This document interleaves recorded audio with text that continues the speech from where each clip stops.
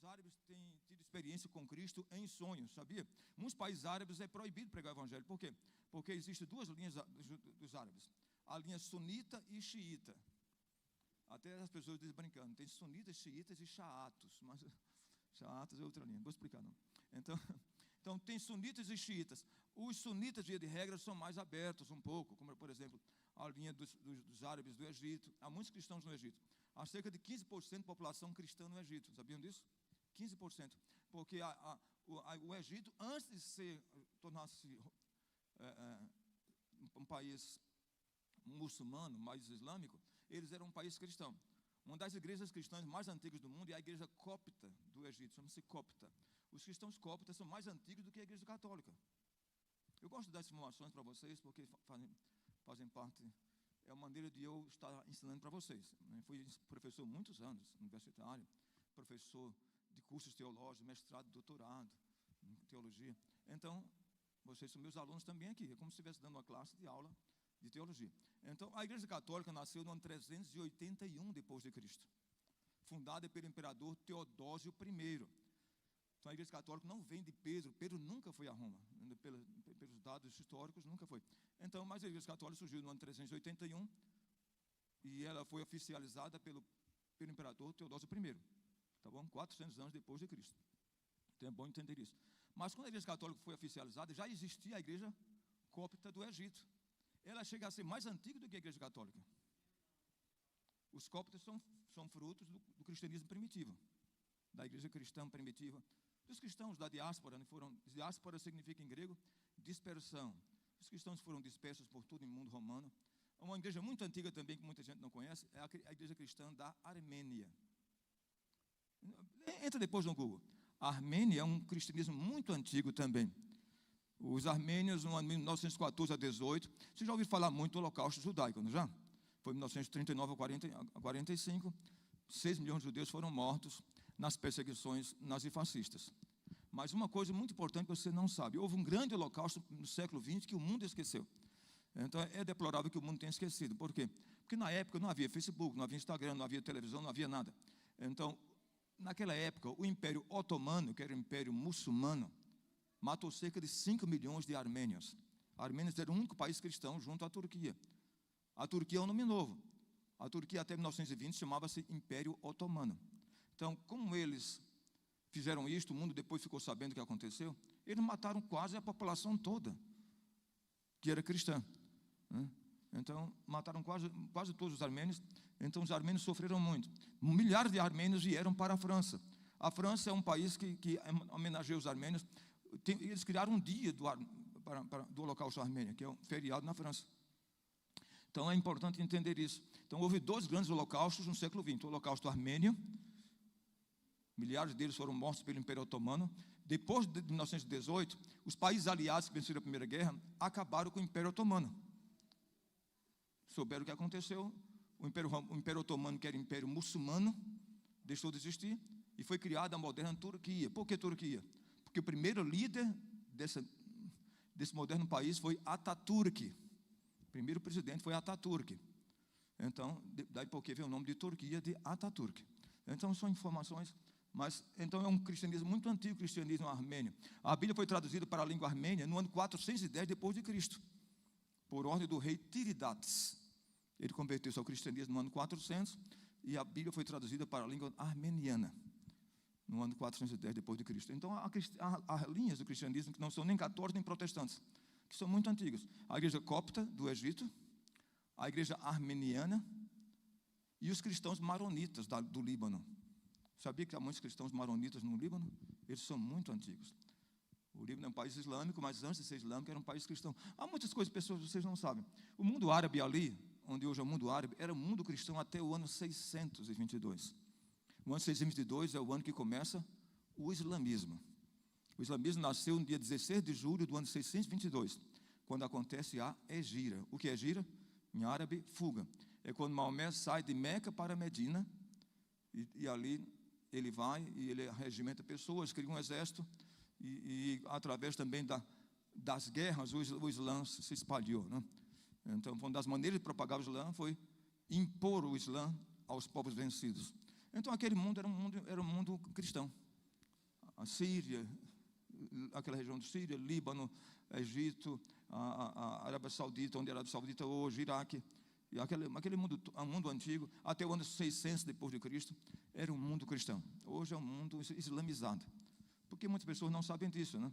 Que o Islã cresceu também graças às guerras e confrontos bélicos. Então, Jesus nunca ensinou isso, né? Jesus, pelo contrário, disse que devíamos orar pelos nossos inimigos. Jesus não disse que devíamos fazer guerra para propagar suas ideias. Se o cristianismo fez isso não se deve a Jesus, né? Mas o cristianismo na Idade Medieval, ou seja, no século VIII, foi criado o Sacro Império Romano. Então, e Carlos Magno, não confunda Carlos Magno com Alexandre Magno. Carlos Magno é um líder cristão, tornou-se um grande rei, mas com as suas vitórias ele impôs o catolicismo a muitos povos a partir do ano 800. É Carlos Magno. O outro é século VIII. Alexandre Magno morreu no ano 331 a.C., que era rei grego. Não era grego, ele era macedônio. Mas ele, como ele admirava a cultura grega, ele espalhou a cultura grega para todos os povos, o que foi chamado de helenização dos povos. O que é helenização? A propagação da cultura grega no mundo romano. Logo, quando Jesus nasceu, o mundo falava que língua? Grego. Mas você diz, mas como é, pastor Antônio José, professor Antônio José, como queira me chamar? Mas o mundo estava sob dominação romana? Sim. O mundo estava sob dominação romana, mas o mundo falava grego. O mundo não falava latim. O latim não era a língua do povo. A língua do povo era grego. Daí porque a Bíblia foi escrita em grego. Pedro não estudou grego. Não foi para a escola aprender grego, mas falava grego. Pedro, Tiago, João, eram pescadores, mas falavam grego. Agora, naturalmente, era um grego comum. Era o grego chamado koini. Koini do grego, a palavra significa popular. Era um grego popular, não era um grego sofisticado. Quem falava grego sofisticado era Paulo, né? Paulo era o doutor da lei. Então, você vê as cartas de Paulo, que eu conheço bem grego, você vai ler as cartas de Paulo e as cartas de João e de Pedro, é uma diferença muito grande do grego. O grego de Pedro e João é um grego bem simplista. As cartas de Paulo é um grego clássico, né? É um grego diferente. Então, é só explicações, tá bom? Então, devemos orar pelo Islã e orar, tem que aprender isso. Temos que orar pelos muçulmanos e orar pelos judeus também. Nós não podemos ser xenofóbicos. Eu fico muito preocupado com isso, sabe? Quando a pessoa levanta uma bandeira, e hoje mesmo eu estava vendo ontem que estava vendo passeatas em toda a Europa pró-Hamas. Então, por quê? Porque as pessoas não sabem disso. A maioria das pessoas das passeatas são muçulmanos que vieram para morar na Europa. A Europa tem milhares de muçulmanos hoje. E eles estão levantando a bandeira pró-Hamas, pró-Hezbollah. E cristãos inocentes vão nas passeatas, né? Eles não sabem o que está acontecendo, né? Então, eu vejo com preocupações quando as pessoas não sabem. Essa semana, foi ontem, eu fui ontem Sabe que Deus me faz uma coisa comigo? Já que Deus me deu um certo capital cultural, um certo conhecimento, não preciso no Google, muita coisa eu conheço que nem o Google sabe. Então aí eu estava ontem lá, eu moro no Bigorrilho, fui na rua Padre Anchieta tirar umas cópias de documentos, digitalizar. Aí tinha um senhor falando, aí ele começou a criticar, e acabou com o judaísmo, acabou com os judeus. E eu disse, mas eu comecei a explicar para ele a história. Ele começou a, sabe o que é? Chegou nervoso, falando com o dono da Lan House. Eu comecei a explicar para ele a história. Deu uma pequena aula de história de 15 minutos. O homem começou a arrefecer. Estava falando, gritando alto. Eu disse, eu comecei a explicar, não é bem assim, senhor. Vamos explicar bem. Aí fui explicando toda a história. Eu disse, agora eu entendi, muito obrigado, até agradeço quando eu saí de lá. Então, é muito bom, porque, via de regra, muitas coisas acontecem por ignorância, né? Ignorância quer dizer, falta de conhecimento.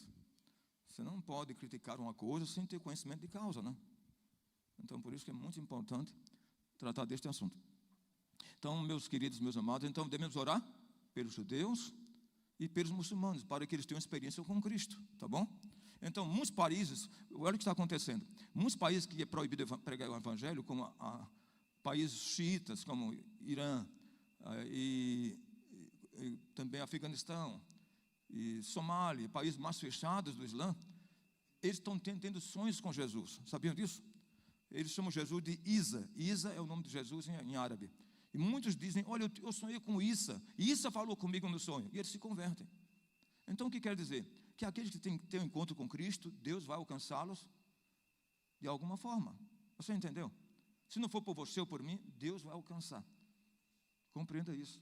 Se algum missionário não conseguir chegar no Afeganistão, Deus vai fazer com que eles tenham um encontro com Cristo de alguma forma, com que eles conheçam o Evangelho. Então, porque se nós nos calarmos, as pedras clamarão, disse Jesus. Então, Deus conhece as maneiras, os meios de... Com certeza vai acontecer que aqueles que têm que ser salvos não vão se perder, tá bom? Você pode estar orando por alguém que está afastado do Evangelho, um irmão, uma irmã, um pai, uma mãe. No momento certo, Deus vai fazer com que eles voltem. Por quê? Porque Jesus diz na Bíblia, em João capítulo 10, versículo 27 e 28, as ovelhas que o Pai me deu, ninguém as tomará da minha mão. Porque da mão do Pai, que é maior do que todos, ninguém poderá tomar. Tá bom?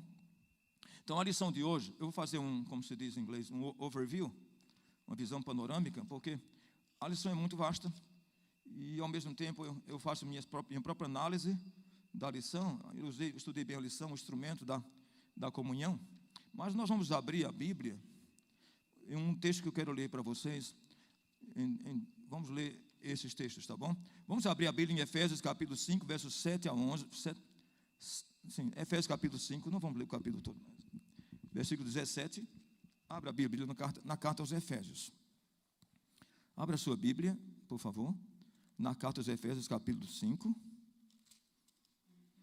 Efésios, capítulo 5,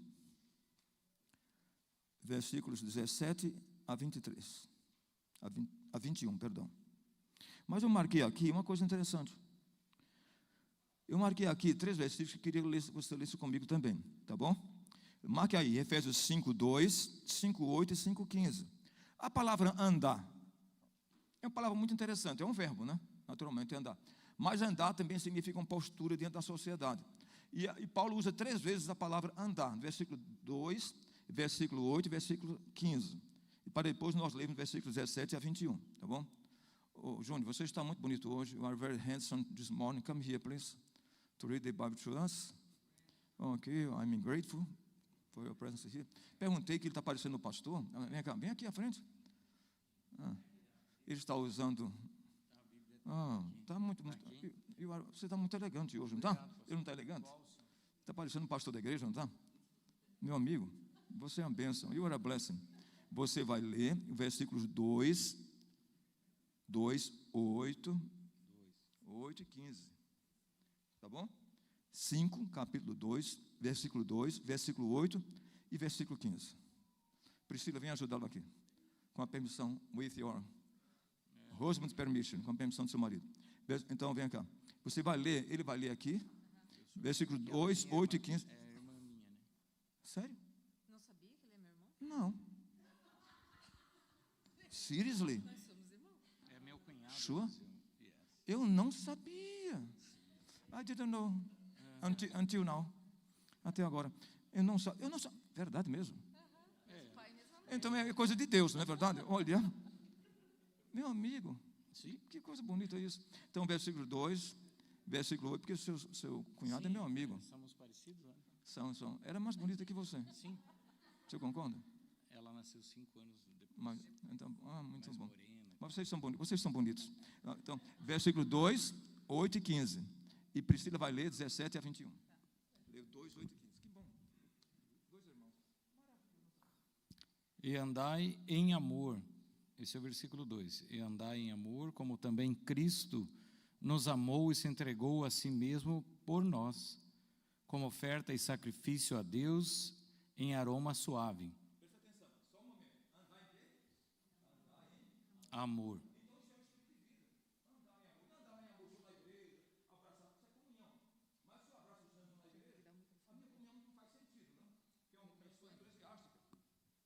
Deus quer que essa comunhão seja no dia a dia, né? Eu não posso demonstrar carinho e apreço pelo Júnior só na igreja. Tem gente que faz essa dicotomia, né? É uma pessoa na igreja e outra lá fora.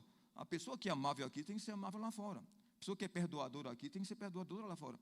Tem que andar em amor aqui e lá fora. Então, andar em amor deve ser um estilo de vida. Versículo 8 também, leia. 8 e 15. Pois outrora éreis trevas, porém agora sois luz no Senhor. Andai como filhos da luz. Andar em amor e andar na luz. Obrigado, Priscila. Versículo 15. Hino do Cantor Cristão 416, Filhos da Luz. 15. Portanto, vede prudentemente como andais, não como necios, e sim como sábios. Então, vamos lembrar? Paulo, gente, vejam bem, é uma coisa importante. Eu sempre digo, Paulo era didático. Quando você lê as cartas de Paulo, Paulo é didático. Eu ensinei muitos anos na universidade. Paulo era pedagógico, didático. Eu acostumado a fazer plano de aula, entendeu? Quando Paulo diz uma coisa, ele vai criando as ideias, vai concatenando as ideias. Ele fala em andar em amor, para os cristãos de Éfeso, que os cristãos devem andar em amor, andar na luz e andar como sábios. Tá bom? Agora lê versos 17 a 21. Por esta razão, não vos torneis insensatos, mas procurai compreender qual a vontade do Senhor. E não vos embriagueis com vinho, no qual há dissolução, mas enchei-vos do Espírito, falando entre vós com salmos, entoando e louvando de coração ao Senhor com hinos e cânticos espirituais, dando sempre graças por tudo a nosso Deus e Pai, em nome de nosso Senhor Jesus Cristo, sujeitando-vos uns aos outros no temor de Cristo. Muito obrigado. Priscila, faz uma oração para a abençoa da classe, por favor. Senhor, muito obrigada por este dia tão lindo que o Senhor nos deste. Muito obrigada pela leitura da Tua Palavra nesse momento. Que o Senhor possa estar falando aos nossos corações através do pastor Antônio. Amém. E que possamos aprender mais sobre Ti e dos Teus propósitos em nossas vidas. Em nome de Jesus, amém. Amém. Muito obrigado, Júnior. Obrigado, Priscila. Que grata surpresa. Não, mas são coisas maravilhosas, né? A gente conhecer pessoas que a gente...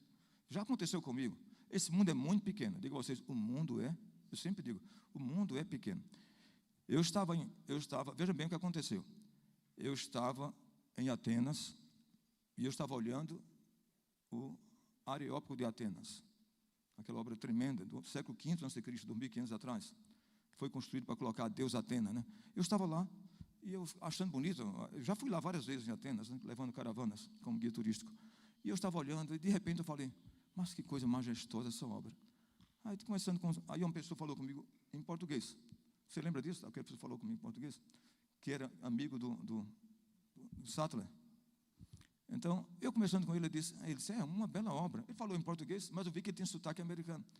Eu disse, você fala português, fala a minha língua? Ele disse, sim, mas como eu gosto de falar inglês, comecei a falar com ele em inglês. Eu disse, você já esteve no Brasil? Ele disse, sim, já morei no Brasil. Mas onde você morou? Ele falou, em Curitiba. Eu disse, Curitiba? Mas eu conheço Curitiba. E você tem algum amigo lá? Disse, sim, eu tenho um amigo no Brasil. Você acredita que o amigo dele era o meu amigo? Você pode imaginar em conhecer alguém em Atenas, um americano que conversa comigo em inglês, e ele disse que tem um amigo no Brasil, e aquele amigo dele era meu amigo. Então, um amigo dele trabalha na Shell, aqui, um diretor da Shell no Brasil, Marcelo Gripe, que é membro de uma igreja aqui em Curitiba. Eu disse, qual o nome do seu amigo em Curitiba? Ele disse, Marcelo Gripe. Mas Marcelo Gripe é meu amigo há muitos anos, desde jovem, lá no Rio de Janeiro. Esse mundo é muito pequeno. Aí eu estava ali no Niágara com a Lúcia e o marido. As cachoeiras do Niágara, né, que divide Israel, que divide Estados Unidos com o Canadá. Eu estava conversando e vendo aquela beleza, eu disse, que coisa linda. Aí o americano do meu lado disse, você não conhece o seu país, não? Acredito que o americano me repreendeu, disse, você não conhece o seu país? Eu disse, mas você fala português? Sim. Mas por que você está dizendo isso? Ele disse, porque a cachoeira das cataratas é muito mais bela do que isso aqui. Ele era missionário batista no Brasil. E eu estava lá admirando a beleza lá fora, que aqui é muito mais bela, e não conheço ainda as cataratas. Então vamos lá, então. Eu não posso nem elogiar. Então, esse mundo é pequeno, você vai conhecer pessoas lá fora, por isso que diz que ninguém está escondido em lugar nenhum. Em qualquer lugar que você for, tem alguém que conhece você ou conhece alguém que te conhece. Bom, alguém já disse que entre 8 pessoas tem alguém que conhece, que apertou a mão do Papa, que é seu amigo. Sabia? Entre 8 pessoas tem alguém que conhece o Papa, que abraçou o Papa e que é seu amigo. Em 8 pessoas. Você vai, Você conhece alguém, que conhece alguém, conhece alguém, que conhece alguém, e abraçou o Papa. É verdade isso, Priscila. Então, vejamos então. Então, a palavra usada aqui, o que é? o instrumento da comunhão. Comunhão. Lembra bem, essa palavra é a palavra grega koinonia. Koinonia é comunhão. Lembra bem isso, tá bom? Comunhão. Primeiro aspecto da comunhão que ele vai tratar é a comunhão de família. Entre marido e mulher, esse é um aspecto da comunhão. Se eu tenho comunhão em casa, eu tenho comunhão com Maria Helena, você tem comunhão com Priscila, o Júnior tem comunhão com a esposa, com Raquel, e assim por diante. Então, comunhão.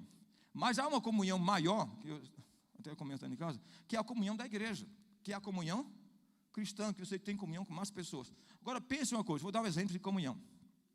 Tem um grande teólogo, morreu há poucos anos atrás, Dr. John Stott, morreu solteiro, mas ele morreu solteiro porque ele fez voto de celibato. Sabe o que é celibato, né? Ele foi muitos anos capelão da família real da Inglaterra. Dr. John Stott faleceu e deixou mais de 200 livros escritos, um grande teólogo. Ele foi escolhido como o maior teólogo do século XX, Dr. John Stott. Eu tive a oportunidade de conhecê-lo pessoalmente. Então, Dr. John Stott, uma figura extraordinária. Então, ele usa algumas coisas interessantes. Ele, por exemplo, ele usa um exemplo, a tesoura e o sol. Ele diz que a comunhão é como o sol. Onde o sol está presente, também está presente sua luz e seu calor. Você entendeu?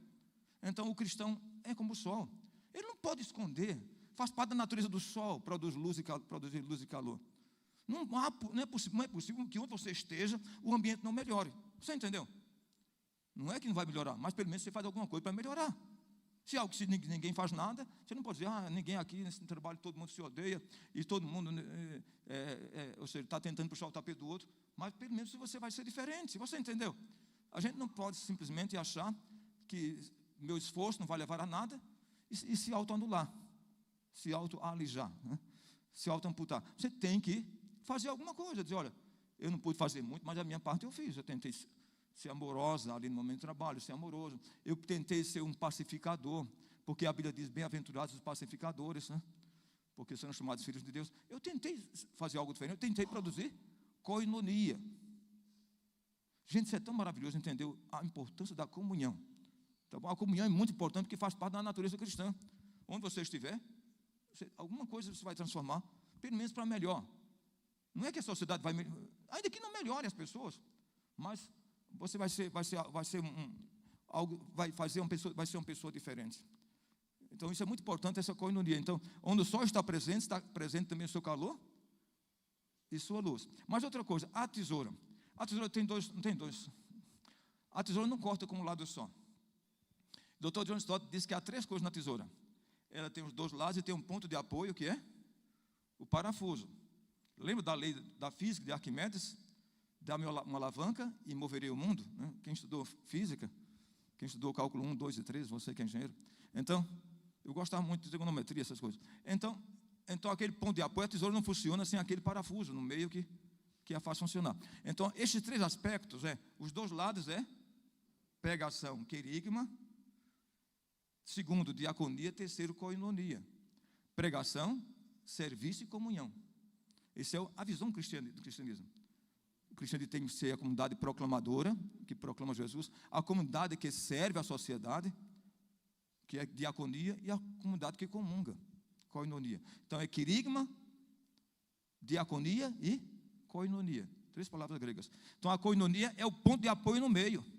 A igreja pode ser uma comunidade que proclama, comunidade que serve, mas não tiver amor, não vai a lugar nenhum. Você entendeu? Você lembra que Jesus disse? Queridos, é tão importante entender isso. É muito importante. Jesus diz na Bíblia, em João 13, versículo 34 a 35. O mundo só pode conhecer que vocês são meus discípulos se vocês tiverem amor uns para com os outros. Preste atenção. A igreja pode proclamar, pode servir, mas se a igreja não demonstrar amor uns com os outros, não é a igreja de Jesus.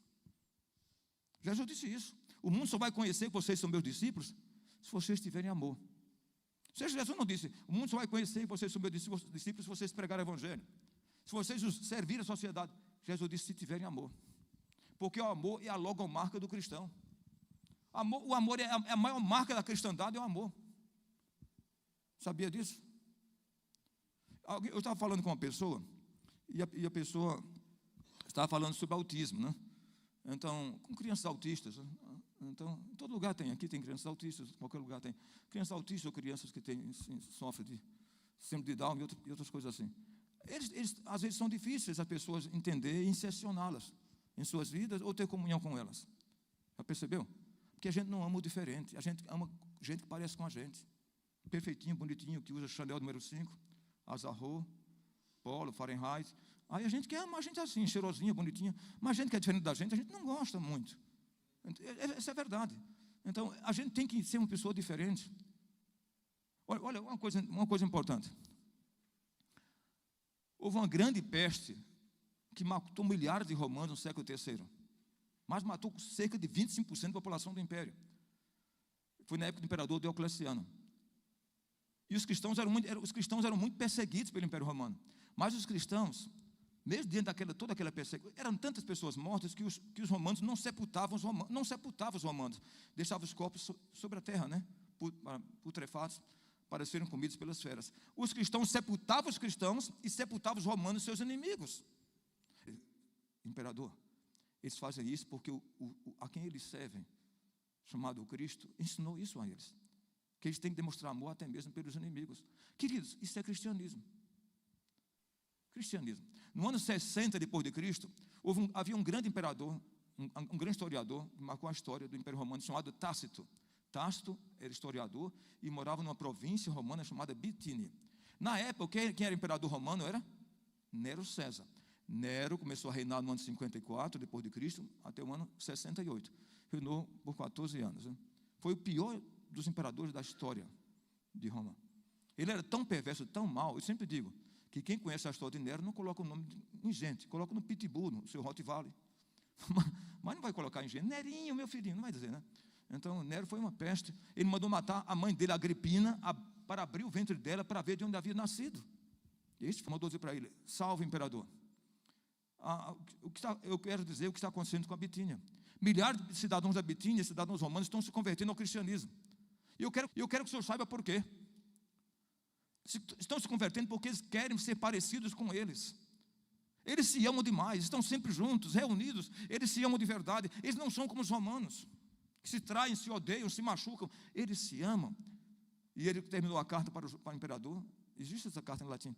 Ele escreveu no final: Imperador Nero, preste atenção aí em Roma, veja como eles se amam. E termina a carta chamando a atenção do império, pedindo ao império que veja o exemplo dos cristãos para que o império melhorasse no seu relacionamento, né? na sua vida interrelacional. Vejam vocês romanos como... Terminou a carta assim: veja vocês romanos como os cristãos se amam. Então o que chamou a atenção de um pagão Tácito foi o amor dos cristãos. Isso é a koinonia. Então a koinonia é importante. A koinonia é uma coisa importante, mas só quem tem koinonia é quem anda em amor, conforme o versículo 2 que o Júnior leu, andar em amor. É quem anda como luz, versículo 8, e quem anda como sábio. Queridos, como é importante essa comunhão. Essa comunhão é muito importante. Por isso que a Bíblia fala muita coisa. Vejam bem, Jesus fala muita coisa. A linguagem de Jesus, ele usa muitas metáforas. Por exemplo, João capítulo 15. Jesus fala da videira, não é videira? Eu sou a videira, vós sois os ramos. Eu gosto muito de planta. Eu tenho muitas plantas no meu terraço lá em casa. Já estou preocupado que eu quero vender um apartamento. E eu estou pensando que eu quero morar num apartamento bem menor que o meu é muito grande para a gente. Mas eu quero um que tem um terracinho pequenininho, para ter pelo menos uma plantinha, porque eu gosto de plantas, sabe? Não sou louco não, mas eu converso com as plantas. Então, aí eu não sou crazy não, mas eu gosto de plantinhas. Sabe por quê? Porque as plantas são criações de Deus. Então, encontrei outra pessoa que conversa com plantas. Olha, vamos criar mais não, ela chegou num grau de desenvolvimento maior, viu? Então, ela já chegou. Estou começando agora o meu nirvana, a minha estrada da iluminação. Ela já chegou ao nirvana. Então, queridos, vejam bem, as plantas não têm, elas têm seus galinhos. E eu fico imaginando que a mesma seiva que corre para um galinho, corre para o outro. Você entendeu? Como é importante entender. Jesus diz: eu sou a videira, vocês são os ramos. Eu sou um ramo da videira, o Jonas é um ramo, Júnior é outro, Eliseu, as meninas ali, Marilena, o seu Sidão, a Lídia, esse casal bonito e a esposa que aniversariou ontem, né? Não foi ontem? Sexta-feira. Então, todos nós somos ramos da videira. Alguém falou para mim, certa feita: Olha, com aquela pessoa da igreja, eu não comungo. Eu não quero saber dele. Ele para lá e eu para cá. Eu falei para ele, sabe uma coisa? Você tem que começar a amá-lo. Ainda que você acha ele chato ou chata, tem que começar a amá-lo, porque trate bem ele, porque é com ele que você vai passar a eternidade. Mas imaginou isso? Que aquela pessoa chata é lavada pelo sangue de Jesus com você? Ou chato, seja quem for? A gente tem que respeitar como é que chama? A maneira que as pessoas são. Cada um da sua forma. Jesus as ama desta forma. Porque muitas vezes nós queremos o quê? Nós queremos formatar as pessoas, para todo mundo ser parecido com você. Não vai dar certo. Não vai dar certo todo mundo for como você. Porque você também é chata. Você também é chato à sua maneira, você acha que não, mas é. Você tem suas, sabe o que é idiosincrasia? Idiosincrasia é algumas coisinhas que só são suas. Aquele negócio que você diz, não mexa aqui, que se mexer aqui, você colocou desta forma, mas se alguém tirar, você vai brigar, porque não foi você que fez aquilo. Então, você tem aquelas coisinhas que só são suas, que também fazem você uma pessoa diferente, mas tem que ser amada do jeito que você é. Como é importante isso? Comungar com alguém, sem querer formatá-las. Respeitá-las nas suas identidades pessoais, porque Deus as fez assim. Há um livro que eu quero que vocês leiam, Temperamentos Controlados pelo Espírito, um livro maravilhoso, é de um grande psicólogo americano, Tim LaHaye, é Tim LaHaye em inglês, mas Tim LaHaye. O Tim LaHaye, o nome do livro é Temperamentos Controlados pelo Espírito.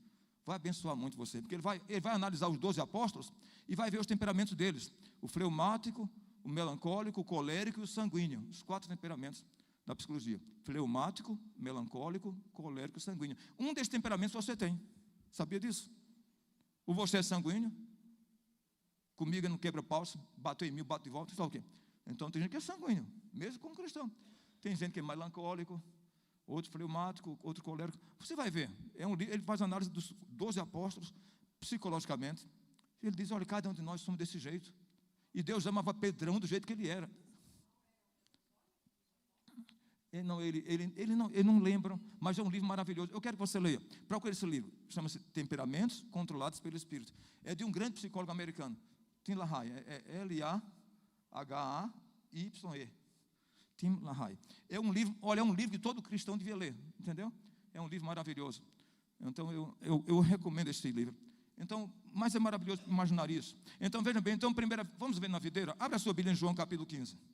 Em João capítulo 15, Jesus fala da videira. E como eu disse a vocês, a mesma seiva que corre por todos os galhos, que quer dizer que você também é um ramo da videira.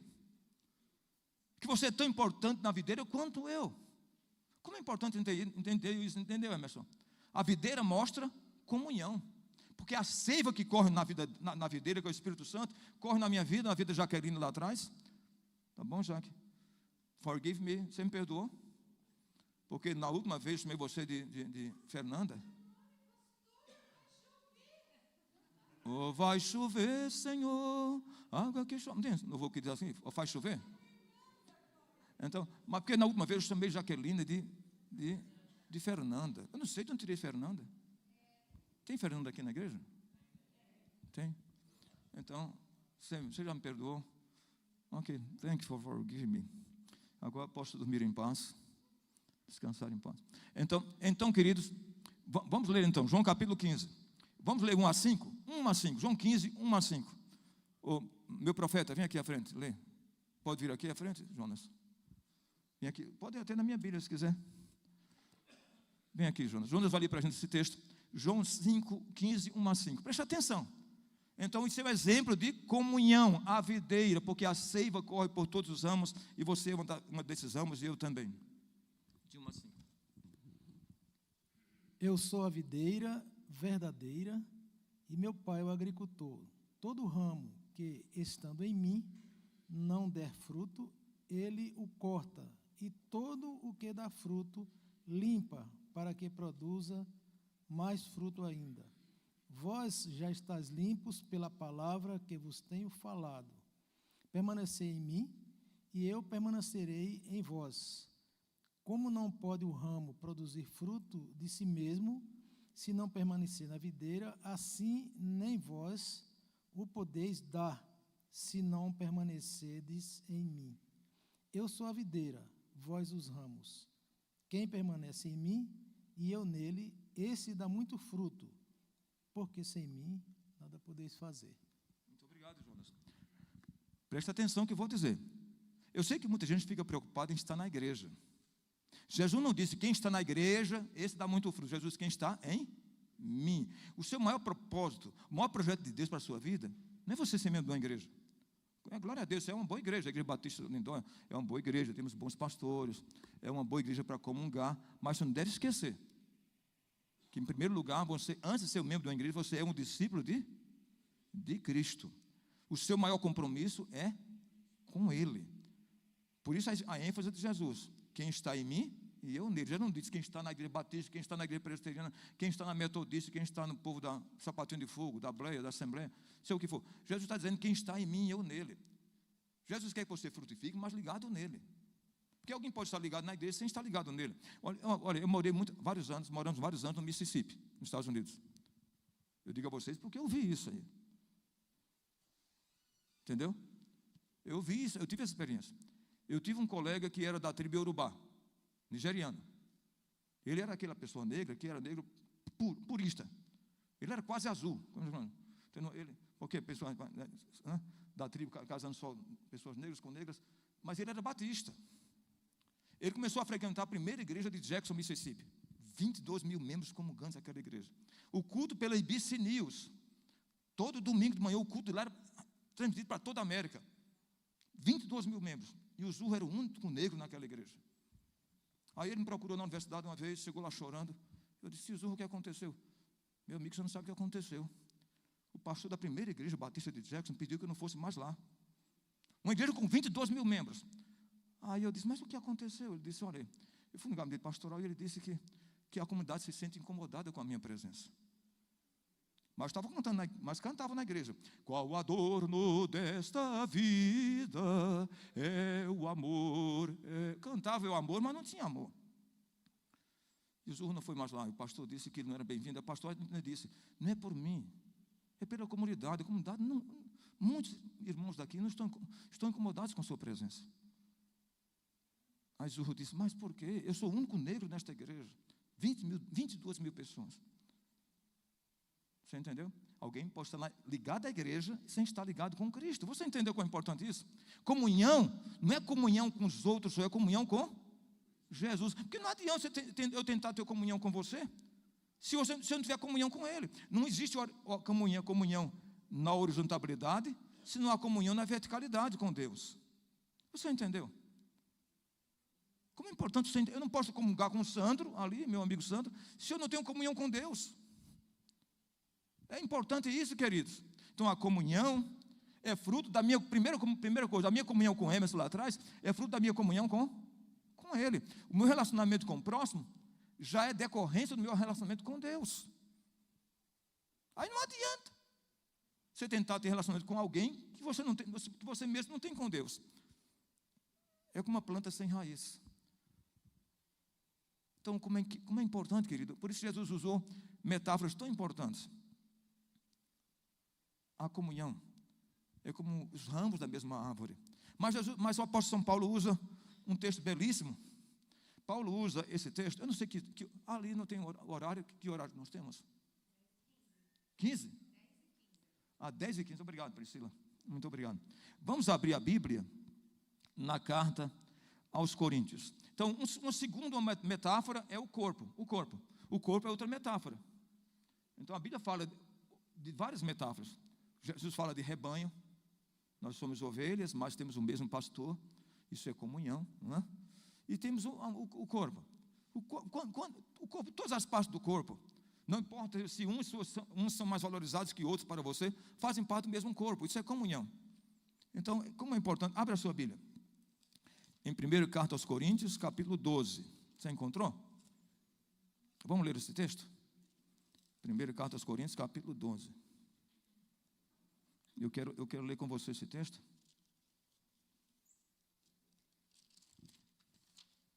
Capítulo 12, 1ª carta aos Coríntios. Capítulo 12. Empatia, muito bem. Capítulo 12. Vamos ler versículo. Eu quero ler alguns versículos porque é importante isso.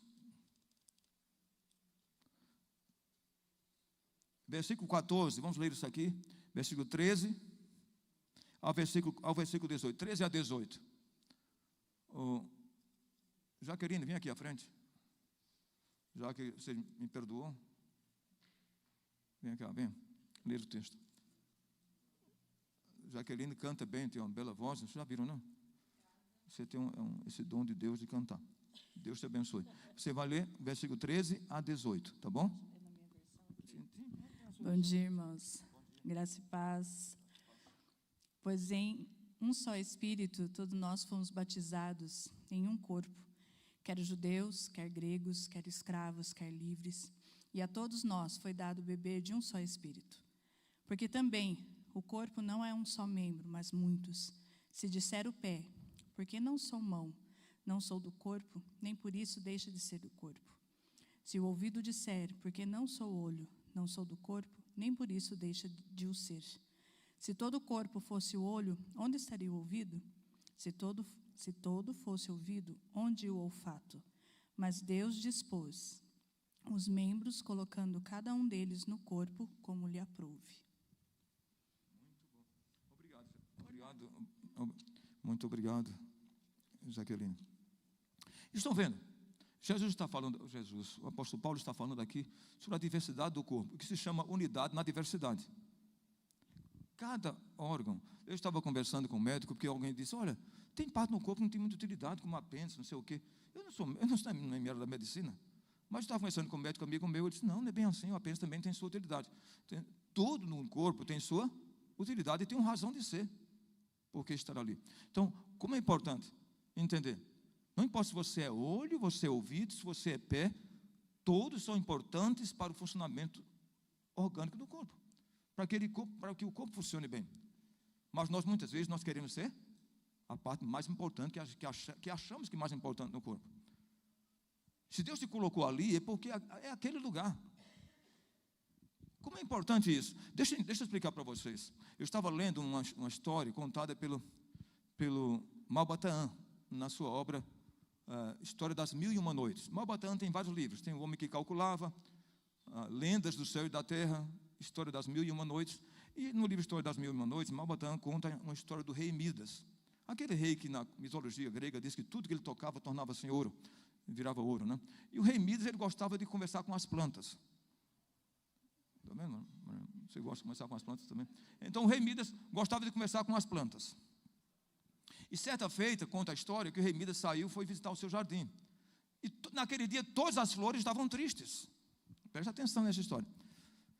Então ele foi lá e conversou com o girassol e perguntou ao girassol, por que você está triste hoje? Ele disse, eu estou triste porque eu queria ser.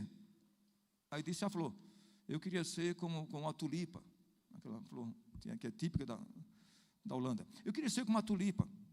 Mas ele foi conversar com a tulipa também estava triste. Mas por que você está triste? Ah, porque eu queria ser, disse outra flor. Diga uma flor aí, vocês conhecem, gostam? Com as rosas. Foi conversar com as rosas, elas estavam também tristes, porque queriam ser como outra pessoa. Já percebeu que muita gente não está feliz com o que é? Quer ser outra pessoa. E você vai tentar ser outra pessoa, não vai ser nem feliz com você, e também não vai ser aquela outra pessoa. Deus te fez da forma que você é, então ame a si mesmo. E louve a Deus porque Deus te fez assim. Olha o que o texto diz, que Deus colocou as partes no corpo, o texto que já querendo leu, o texto diz aqui, que Deus colocou todas as partes no corpo, mas Deus dispôs os membros, colocando cada um deles no corpo, como lhe aprouve. Isso é vontade de Deus, é questão de soberania de Deus, colocar cada parte no seu devido lugar. Então, ele só encontrou uma flor feliz. A única flor que ele encontrou feliz, sabe qual era? É a flor mais boba que alguém pode ter. O amor perfeito. É uma florzinha tão simples, que ninguém coloca no jarro, no centro da casa. O problema da gente, sabe o que é? É que a gente quer ser lírio no vaso, no centro da casa para todo mundo ver. A gente não quer ser lírio no campo, onde só Deus sinta o seu aroma, a sua fragrância. A gente quer ser lírio no vaso. A gente quer ter visibilidade. E nem sempre é isso que Deus quer para a minha vida, nem para a sua vida. Então aprenda a ser lírio no campo, como disse Jesus. Jesus disse, olhai os lírios do campo, porque lírio no vaso é a coisa mais fácil, todo mundo enxerga. Então, vejam bem, ele encontrou o amor perfeito feliz. Aí perguntou, amor perfeito, mas por que você está feliz hoje? Porque todas as demais flores do meu jardim estão tristes hoje. Olha o que o amor perfeito disse. Eu estou feliz porque o meu rei vem me visitar todas as manhãs. Olha que coisa, Júnior. Olha o que o amor perfeito falou. Eu estou feliz porque o meu rei, Antônio, vem me visitar todas as manhãs. E ele, o amor perfeito disse alguma coisa a mais. Disse, eu estou feliz porque eu estou... Mas o rei diz, mas eu te plantei. Não foi no melhor lugar. A terra aqui, não, ele estava plantado no pé do muro. A terra aqui não é tão fértil como outras flores. Mas o Senhor quis me plantar aqui. Eu estou feliz aonde Deus me plantou. Queridos, eu ouvi uma frase, eu nunca esqueço, da Madre Teresa de Calcutá. Eu morava nos Estados Unidos ainda. Ela estava viva ainda. Então o Ted Capo, da ABC News, foi entrevistá-la lá na Índia, na maior favela do mundo, na Índia, em Calcutá. Uma favela que tem mais de 1 milhão de habitantes na Índia. E ele foi lá, ela trabalhava lá, naquele esgoto a céu aberto, não tinha nada, é um problema sério. E a Madre Teresa de Calcutá trabalhando ali. Aí o Ted Capo diz, olha, Madre Teresa, você nasceu na Europa, numa família abastada, numa família de muitos recursos, e você está aqui como missionária, trabalhando nessa miséria. Falou assim, o americano, trabalhando nessa miséria, esgoto a céu aberto, criança suja, todo cheia de lama. Falou isso em inglês. A senhora está feliz aqui? O que ela falou? A senhora está feliz nesse lugar miserável? Falou, usou esse adjetivo. Você está feliz trabalhando nesse lugar miserável? A Madre Teresa de Calcutá olhou para ele, baixinha, pequenininha, o repórter com mais de 2 metros. Ela levantou a cabeça e disse, meu jovem, eu estou feliz aqui. Sabe por que eu estou feliz? Ainda perguntou, a senhora acha que aqui é o seu lugar? O âncora da ABC News perguntou, a senhora acha que aqui é o seu lugar? Ela disse, meu jovem, o meu lugar é onde Deus está. Onde Deus está, aí é o meu lugar. Meu querido, eu chorei. Lá em casa, eu coloquei o rosto no chão e comecei a chorar. Ela não é pastora, não é batista, não era nada. Mas que frase ela disse? O meu lugar é onde Deus está. Aí é o meu lugar. Então o seu lugar no corpo não importa se você é orelha, se você é boca, se você é olho, se você é pé, você está aonde Deus te plantou. E glorifica a Deus por isso. Você pode ser o amor perfeito. Está lá no pé do muro, mas Deus vai te visitar todos os dias. Está no pé do muro, mas a Bíblia diz que bondade e misericórdia certamente me seguirão todos os dias da minha vida. Não vai faltar na sua vida bondade e misericórdia todos os dias. Não vai faltar a presença dele todos os dias na sua vida. Então vamos aprender a viver em comunhão. Que horas são? Que eu estou preocupado com o horário que vai ter Santa Ceia. 24, time, just on time. Então vamos terminar aqui. Tá bom, eu desejo que vocês aprendam uma coisa, a viver em comunhão uns com os outros. Mas antes disso, compreenda, não terei comunhão com o próximo se eu não tenho comunhão com ele. O meu relacionamento com o próximo é fruto do meu relacionamento com Deus. Tá bom? Vamos orar. Pai querido, Pai celeste, graças te damos por esta manhã, dadivosa e bela. Nós te louvamos, Senhor, por estarmos aqui. Te agradecemos por tua palavra é luz, tua palavra é maravilhosa. Senhor, me ensina a cada dia, a cada um de nós, a sermos melhores, pessoas melhores a cada dia. E o Senhor nos ensine a amar uns aos outros, o Senhor nos ensina a viver em comunhão uns com os outros. Mas eu tenho compreensão, e nós temos aqui, que não teremos comunhão com os outros se nós não temos comunhão com Deus. Por isso, Senhor, nos ajuda a ter melhor comunhão contigo. Que nós sejamos ramos da videira que possam frutificar. Que tenhamos uma vida frutuosa. Que a seiva do Teu Espírito Santo produza em nós bons frutos. E a nossa prece, a nossa oração nesta manhã, iremos participar da Santa Ceia, da mesa da comunhão daqui a pouco. Abençoa a pregação, a liturgia, os adoradores desta manhã. Hoje é votação no Brasil. Que as pessoas já sejam sábias no exercício da sua cidadania, em escolher as pessoas certas. Nós oramos no nome de Jesus, Senhor do Universo. Amém.